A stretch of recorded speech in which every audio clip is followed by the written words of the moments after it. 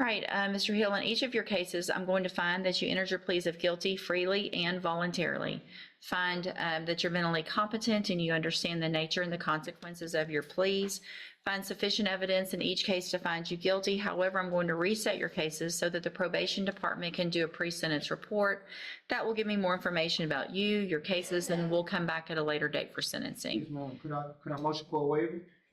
No, we're not going to, there's no waiver in a first-degree felony of pre-sentence report. I'm going to get that report. I'm also not going to adjust your bond at this amount based on the nature of these offenses until I see what those that report looks like. And Your Honor, I want to address something the court's going to see and going to ask me about in about 5 or 6 weeks.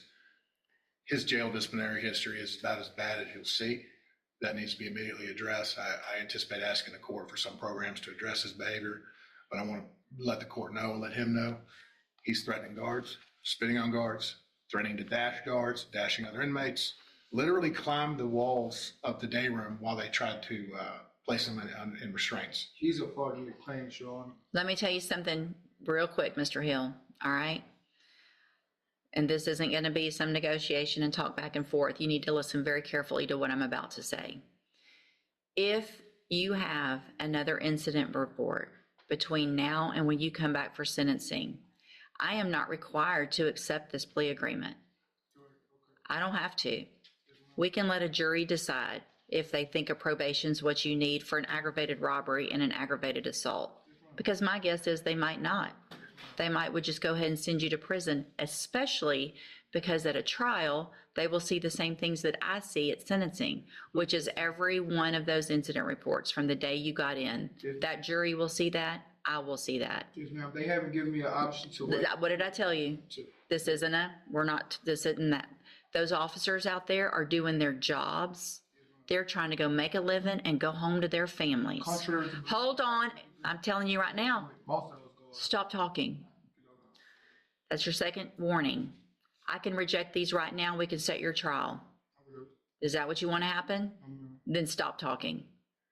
I told you this today is just going to be a listening thing. I have a feeling that's part of your problem in jail is because you won't just sit and listen. You are there because of your actions. They are doing their jobs. Grow up because you're in big boy court. You're a grown man now for our purposes. And stop acting like a little heathen out in our jail. Or we will let a jury decide what to do with you. It's that simple. You can go back with the bailiff.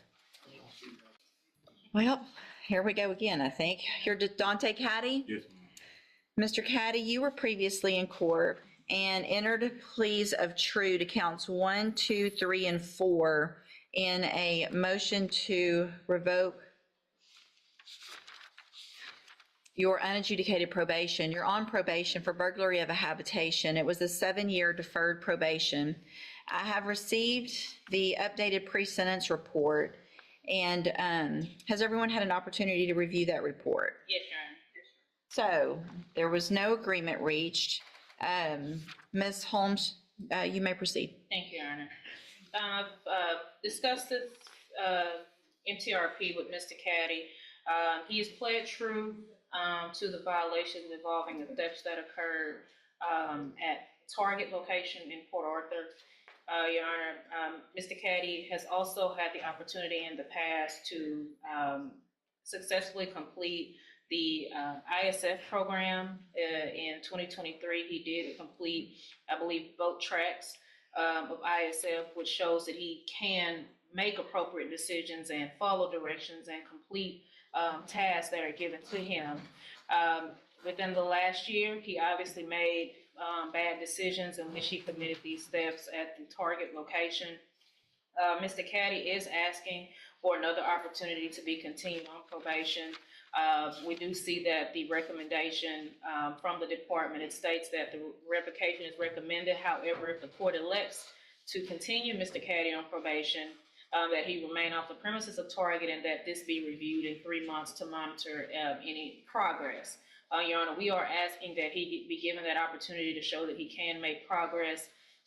Since being placed on probation, he has got married. His wife is here today, as well as he does have his mother at this time is is very sick and ill, and he does help to take care of members in the household.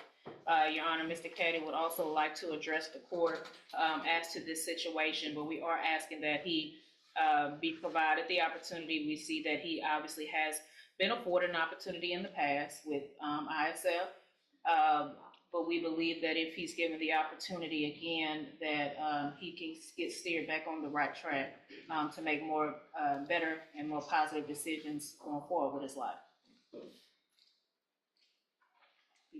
Would you like to address this? Yeah, yes. Go ahead. Thank you.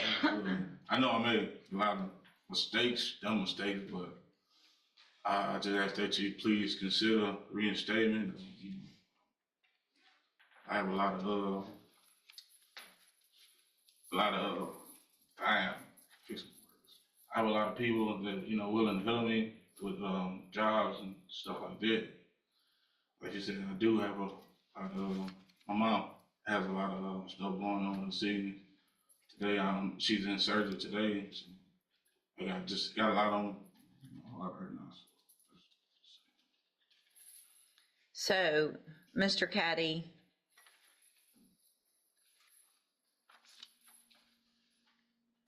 back when you got your original pre-sentence report in 2020, I'm looking back at that, and when they talked to you that day, there's a quotation from you. I'm trying to change my attitude and my drive to do better in life. I want to learn control my anger and patience. I think I will do good. I understand the do's and don'ts. Okay, so that was back in 2020. Then shortly after that, you quit reporting, and you were gone for, I think it was like 2 years maybe. So we get you back after those 2 years in 2022, and you stood in front of me, and I'm sure said, give me a chance, I want to do better. And I did. And I extended you, added some time on your probation, and sent you to ISF to help you do those things that you said you wanted to do, make better decisions and do that. Sent you to both tracks of ISF, which most people can't even do. They don't do that anymore. We have to pick one. So you got all the help you needed for drugs, for better decisions. Completed that April 14th, 2023. And then in June of 2024, you pick up June and then July, 2 new theft cases after you've already been sent to ISF and given those opportunities after having been given the opportunity the first time to even get on probation, and then after you absconded for 2 years. Ms. Molfino, what's the state's position? Revocation, Your Honor. I don't have much to add to what the court has already addressed. You really haven't left me any choice. It makes no sense for me to, we've given you chance after chance, and just saying that you want to do better is, your actions have to be better, and they haven't been. I'm going to find that you entered your pleas of truth to counts 1, 2, 3, and 4 freely and voluntarily. Find those counts true. Find sufficient evidence to find you guilty, and at this time find you guilty of burglary of a habitation. I'm going to sentence you to a term of 6 years in the Institutional Division of the Texas Department of Corrections. You will receive credit on that sentence for any time that you've been in custody that the law gives you the right to receive. I'm handing you the trial court certification. This was marked off, though, that it was a plea bargain case, and so now I'm concerned again. Just hold on, don't, just wait a minute, because I want to see. Double check that there's nothing.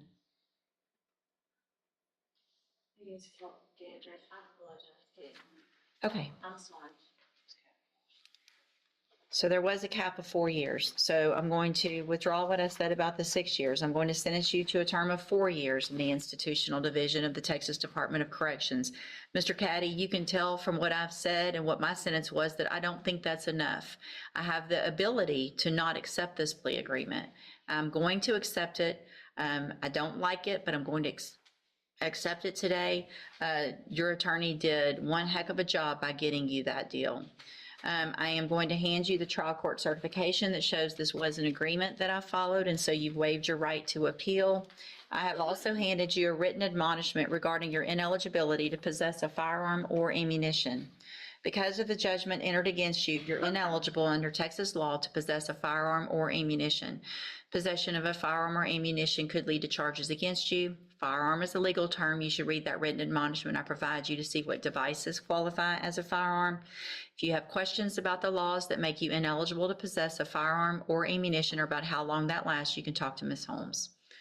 I hope you take advantage of this shorter opportunity and get the help you need to get out and make better decisions. All right, you can go back with the bailiff.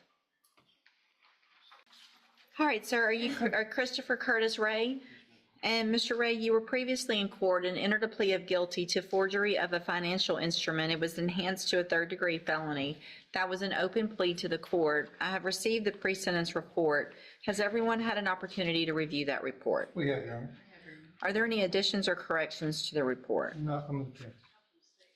All right, Mr. Rojas, you may proceed. Thank you, Judge. Judge, Mr. Ray is here this morning asking for probation. I realize that the PSI, he realized that the PSI, according to the PSI, this is, I believe, his sixth felony. He's only had, with those felonies, look to me like he's only had one term of probation. It was revoked back in 2000, I believe. That's the only term of probation he's ever had for the felonies. I suspect just he was in jail and probably had credit time served on the other ones. To his credit, even though he was not on probation, looks like during one of his terms in prison, he did some things to benefit himself. He successfully completed the safety program. He got his GED, and I think at one point he even he was sent to and successfully completed the ISF program. So he does have the ability, he has shown the ability to make progress. And again, he did the safety and the GED not as a condition of probation, something he did on his own while he was in prison to better himself. He's telling me that if he were to be granted probation, he's got a job, he's going to be able to go back to his previous job as an auto mechanic. The owner of the shop has reached out to him or told him that as soon as he gets released to go back, he still has a job there with him. He is the only caretaker for his elderly mother. His father died, I think, around 5 months ago. His mother is home living alone, and he would be the only caretaker for her since the father has passed away. It looks to me like he also has a case out of Harris County that he's currently on probation for. I talked to him about that. He says he's spoken with somebody from Harris County. They're not going to revoke him. I think there was a felony that came up after that probation, but they're not going to revoke him based on that. So he still is on probation in Harris County. And according to this PSI, at least he's a low risk. This is where the case takes a serious turn. The defense is asking for probation, pointing to his job, family responsibilities, and a low-risk assessment. But the prosecutor is about to remind the judge of something much harder to ignore: his long history of fraud and repeat offense for revocation on the probation. So we're asking the court to consider all that and grant them a term of probation. All right, thank you. Ms. Alfino? Judge, based upon my review of the underlying case in which he was attempting to pass a $20,000 forged check, which I assume had to be some kind of connection to the person at that business for him to get his hands on that check.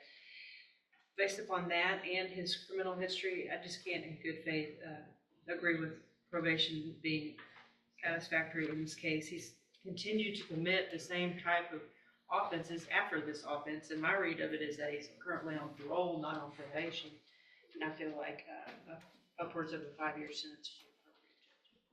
It looks like I think the way I read it, he's on parole and probation I believe that's for 2 felony offenses that were committed after this one was committed, and this one was committed after 3 felonies convictions. I mean, Mr. Ray, really, what Mr. Rojas said about you going to safety in the past and bettering yourself is great, and the fact that you went to ISF just in 2019, and that after that, I mean, it kind of totally just diffuses his whole argument, and he's trying to pull out anything to help you, and I appreciate he's doing that, and you should too. But all it does is point out to me that you have all the tools and you continue to break the law, and the same thing of forgeries and burglary and fraudulent use of possession. I mean, it's just stealing from people or places, and I can't, I agree with Ms. Malfino. I can't in good faith put you on probation. It doesn't make any sense to me whatsoever. I'm going to find that you entered your plea of guilty to forgery of a financial instrument freely and voluntarily. Find sufficient evidence to find you guilty, and at this time find you guilty of that. Sentence you to a term of 5 years in the institutional division of the Texas Department of Corrections. You do receive credit on that sentence for any time that you've been in custody that the law gives you the right to receive. This was not an agreement. I'm handing you the trial court certification of your right to appeal. You do have some rights to appeal. You can talk to Mr. Rojas about that. I have also handed you a written admonishment regarding your ineligibility to possess a firearm or ammunition. Because of the judgment entered against you, you're ineligible under Texas law to possess a firearm or ammunition. Possession of a firearm or ammunition could lead to charges against you. Firearm is a legal term, and you should read the written admonishment I provide you to see what devices qualify as a firearm. If you have questions about the laws that make you ineligible to possess a firearm or ammunition, or about how long that lasts, you can talk to Mr. Rojas. If you'd like to, sir, you can go back with the bailiff. The judge wasn't convinced that more chances would change the outcome. Despite past rehabilitation programs and every opportunity to turn his life around, the repeated pattern of similar crimes led to a 5-year prison sentence.